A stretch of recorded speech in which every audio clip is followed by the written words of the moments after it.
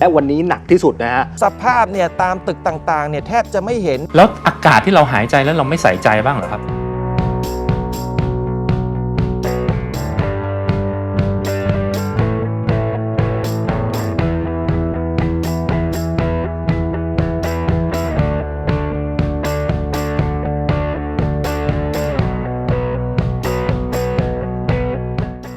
For me personally, I don't feel. Really? I see people with masks, but I don't feel. Well, I heard of it, yes, and I have an app which informs me on a regular basis, on a daily basis, how bad it really is or how good it really is. Well, you know, I arrived from Vietnam and from Cambodia, and the air was also bad. So it's not worse than there, but it's definitely worse than where I normally come from. Yeah. Told me that it's very polluted now. But do you feel it yourself? Some days, yes. For instance, today I feel that it's less polluted than yesterday. I heard that cars are a status symbol, so a lot of people buy cars, which also contributes to traffic. And Bangkok has the worst traffic in the world, I believe. We went to a sky building and you could just see all the smog and pollution. It was bad. I think that he have problems to breathe. Really? Yes, and he said that today is worse than yesterday. Today is worse than yesterday, right? Yeah, when we flew in, yes. Yeah, it's like smoggy. Does it affect your breathing? Or Not really. We've had the fires at the moment, so at home's really smoky, so it's not too bad. But yeah. The main difference I can tell is not just walking around, but exercising. So if I'm going for a run, which I would normally do in England, I can tell if I was to exercise here that my breathing is a lot shorter, my lungs can't get enough oxygen in, and that's down to the air.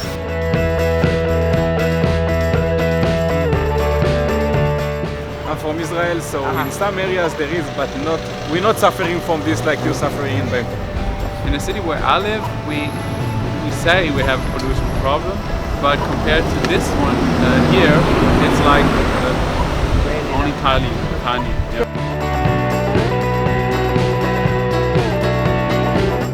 Yeah. Here, if, for example, people fried in the street like this and the steam go up. yes.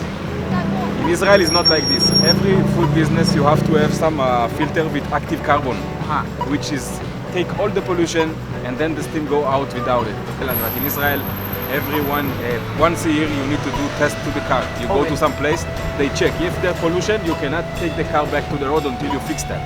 Well, what we do is we want to extend the public transportation so that there are less cars on the street, and some cars with dirty and old engine are not allowed to drive into the city anymore, into the city center anymore.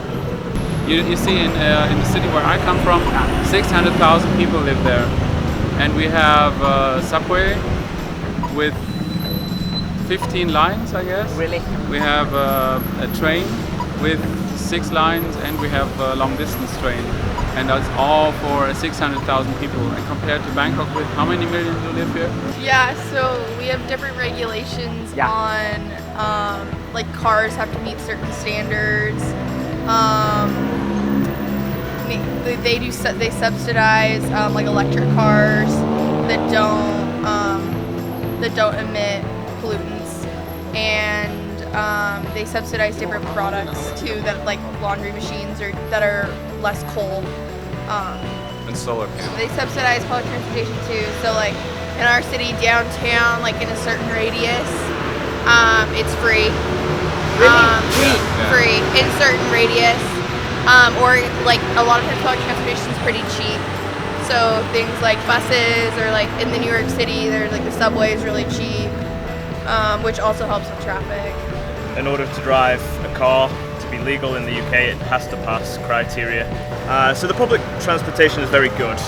A lot of people use them, so the more people inside a bus means the less cars that they have to use per person. The government doesn't do much. Okay. Thank you very much. That's That's all we need. That's okay.